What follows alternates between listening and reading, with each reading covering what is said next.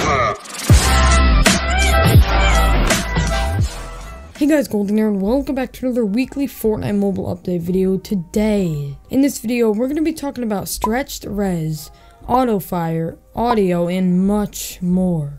If you are new to my channel and want to stay up to date in the Fortnite Mobile community, then please consider subscribing with those post notifications on. If you're watching this play Fortnite Mobile, trust me, you're going to want to tap that subscribe button down below. Also, consider using code GLDEN in the Fortnite item shop to support this channel. As you all know, I don't want to waste your guys' time, so sit back, relax, and enjoy the mobile news. The first thing we're going to talk about in today's video is the Season 8 update. On Thursday, we got the massive Season 8 update that we've been waiting for forever. I'm going to read out and explain what exactly we got in the V8.0 update. Now remember, recently Fortnite's been giving a lot of attention towards mobile, and in this update, they fixed most of the major bugs that we've been waiting to be fixed for a while. I'm going to try my best to translate the patch notes for you guys, because Fortnite tends to use really weird wording when stating their bug fixes, so I'm going to read it out for you guys. They added more visual feedback when buttons are pressed. Now, for those of you who don't know what this is, it's basically where every time you tap or press on a button, the button will sort of gray out. This feature was mainly added for the Epic devs to help them understand bugs and issues you're having so they can fix them, because some people aren't able to record a hand cam. So with this update, they basically just gave more buttons visual feedback. They changed gliding/free-falling HUD visibility to be more consistent. I never really experienced this, so we're just going to skip that one. Players are now able to toggle between crouch and standing states while in build and edit mode. I don't think there's really an explanation needed for this one. Now for bug fixes. They fixed a bug which caused the lobby background to disappear. I mean, that's just kind of a visual bug, so not that big of a deal. Next, this is a massive bug that people have been waiting to be fixed for a while now. They fixed an issue when trying to switch to build mode and tapping the quick bar at the same time, it would switch back to combat mode. I know guys, that sounds pretty confusing, but basically there was a massive bug going around where if you quickly tapped the quick bar after switching to build mode, it would go back to combat mode, so basically just redo what you just did. This would have only affected those of you who use a quick bar to build like me and Ducky the Gamer, and this could definitely mess you up if you were trying to build quickly after getting shot at.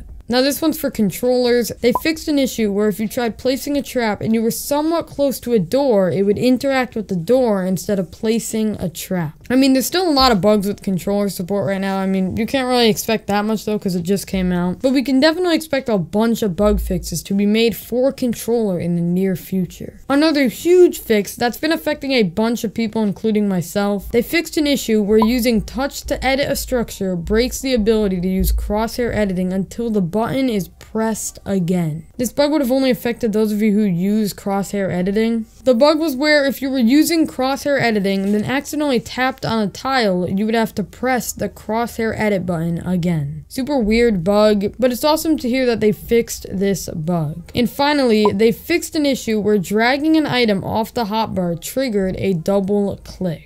They worded this really weird, but basically, before the patch, if you were drinking a shield or something, and then dragged an item off your hotbar to arrange your inventory or something, it would stop you from using your consumable. And I'm super happy to hear it's fixed. I know I've mentioned this in the past couple update videos, but Epic's continuing to do an amazing job with Fortnite Mobile. I'm honestly blown away at the fact that we went from never getting any attention to all of a sudden getting these insane updates every week. I'll be sure to keep you guys updated every time we get these new updates. The next thing we have to talk about in today's video is AutoFire. With this week's update release, a bunch of people have been talking about how all of a sudden people were destroying them. Now instantly a bunch of people were thinking, oh, Epic buffed AutoFire because there's no way the day before the patch everyone's trash and then the day after you're getting killed by complete bots. However, an Epic employee has already confirmed no changes were made to AutoFire. So now honestly I'm confused. Why did everyone all of a sudden get so good? Now there's a couple potential reasons, like first off, maybe Epic added some sort of skill-based matchmaking where it basically would match you up based on your skill level. I think this is is definitely a possibility, but we can't really be 100% sure. Let me know in the comment section if you guys have also been getting destroyed recently. The next thing we have to talk about in today's video is visual indicators. If you don't know what visual indicators are, they're basically the things that show you where gunshots are, footsteps, etc. However, there's a lot of improvements that could be made to these indicators. Something small, cannons at the moment don't have an audio indicator that just shows the shopping cart, and if you didn't know, shopping carts actually got vaulted. I couldn't find the post, but an Epic dev already did confirm that this was going to be fixed in the next couple updates. But also, we could be seeing a below/above indication as well. For example, if an opponent was above you, you would have an arrow pointing up next to your indicators. After someone by the name of Rec asked this, will there be any below/above indication for footsteps? And an Epic employee who works for the technical sound design for Fortnite responded by saying this. This is great feedback, I'll pass it along. So that means we could be seeing an update to the indicators in the near future. Also, in case Epic is watching this, I don't know if you guys have this feature on purpose, but when someone's crouching, you can't see their footstep indicators. Also, just letting you guys know if you didn't know this. Next in the news, skin updates. Since Fortnite Mobile first came out, there's always been a bunch of skins which textures look horrible. Okay, I can't say textures, I'm sorry. Dark Voyager was the very first skin with this issue. Most skins with lights were affected by this, but now with the new update, Epic's finally fixed how the skins look. Before, the skin's lights just looked like a massive blob. So if Fortnite's willing to improve skins, then here's the other issue we have. With the tier 71 skin, her hair's popping out. A bunch of season 6 skins are bugged, and after Fortnite fixes this bug, then all skins should look similar to console and PC. The next thing we have to talk about in today's video is mobile audio. Mobile audio compared to PC has always been vastly different. First off, it's almost impossible to tell if the person's above or below you. Also, here's some examples of how mobile audio is different compared to other ports. First off, the new Season 8 umbrella doesn't play music when opened. All umbrellas still have the old sound when PC actually has an updated sound. And finally, most importantly, the default dance doesn't have the second music, which results in no music playing sometimes. I know literally none of this actually matters, but still, I don't understand why Fortnite doesn't just use the same audio files on PC as on mobile. You know, just something to note, not that big of a deal. The next thing we're going to talk about in today's video is stretched res. So this week, a method came out on how you could get stretched resolution on Fortnite Mobile. My man Snetty Gaming hit me up on Twitter and told me to make a video on it, so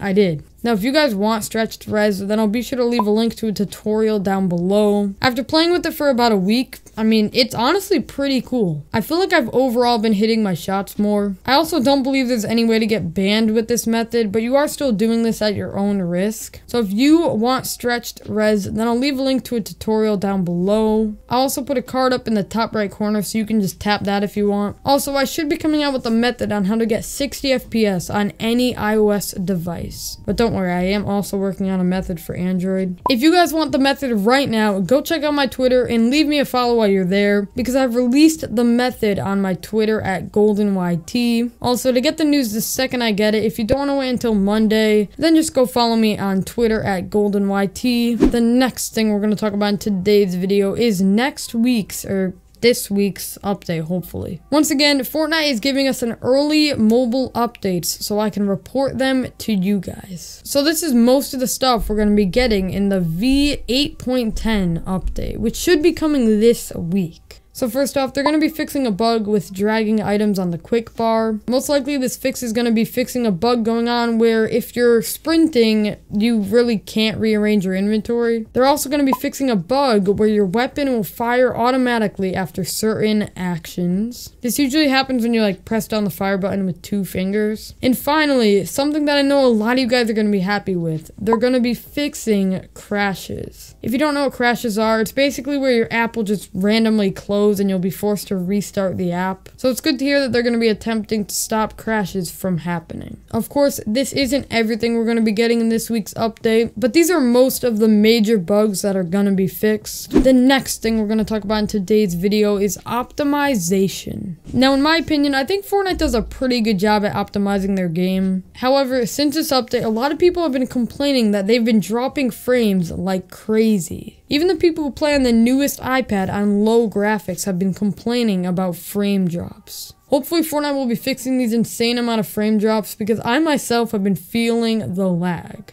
The last things we have to talk about in today's video. Once again, we're going to quickly end off this video with a couple things that weren't big enough to get their own news section but are still worth saying. RIP all the Fortnite Mobile defaults. Now literally all the defaults are not just a tier 1 skin, and it's probably going to be like that for like the rest of Fortnite. Never try to join someone who's playing Save the World while on mobile. And finally, in terms of Season 8 wins, in top 8, there's 4 mobile players. Mobile players are getting better, guys. I'm telling you. I'm telling you. Well, anyways, guys, that's all the news we have to talk about in today's video. If you made it this far, then I'm assuming you liked the video, so be sure to leave a like before you leave. Actually, though, hit that like button like right now. Go do it, please. Also, consider using code GOLDEN with the O before every single purchase in the Fortnite item shop to support this channel. Follow me on Twitter at GoldenYT for instant updates. Thank you guys so much for the support recently. It honestly means the world to me. This has been Golden. Do with this information as you will,